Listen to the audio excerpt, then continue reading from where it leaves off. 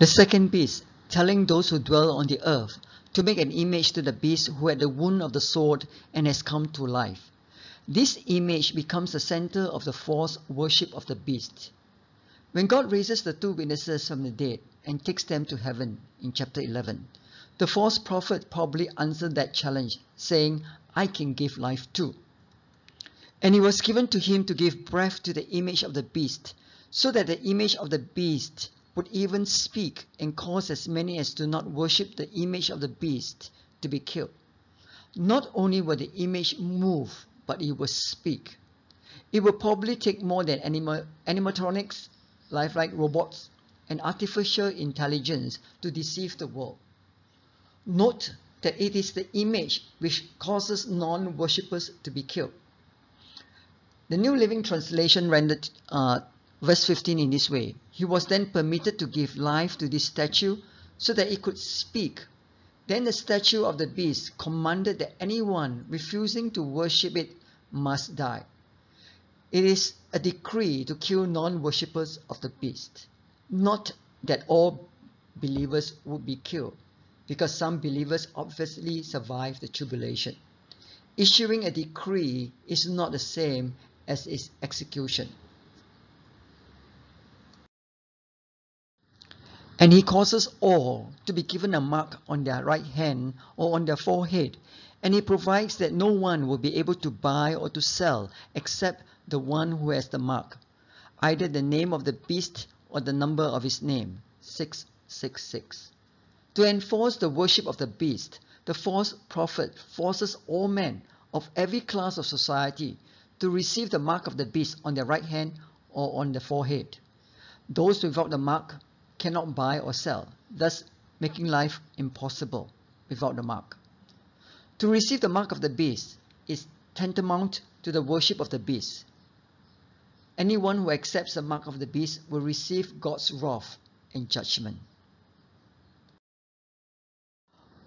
What is the mark of the beast? It is either the name of the beast or the number of his name. The next verse, verse 18, goes on to say, here is wisdom. Let him who has understand calculate the number of the beast, for the number is that of a man, and his number is 666. Why all the speculation of the number 666? Bible students have taken the verb calculate to refer to the ancient practice of gematria, an alphanumeric code of assigning a numerical value to a word based on its letters. Ancient languages, including Hebrew, Greek, and Latin, use letters from the alphabet as numerical values. For example, alpha in Greek stands for the number 1, beta the number 2, iota for 10, iota alpha then for 11, and iota beta for 12. Now, using the letters of Nero's name in Hebrew and their numerical values, students came up with the number 666. There have been many other suggestions as to the identity of the Antichrist: Judas Iscariot, Kennedy, Kissinger, Clinton, and Saddam Hussein. One expert observed that Ronald Reagan's full name, Ronald Wilson Reagan, has 6 letters in each name, 666. Still others pointed to Mikhail Gorbachev, the president of the then Soviet Union, who had a rather prominent birthmark on his forehead. The number of the beast is the number of a man. John is telling us the beast is a man.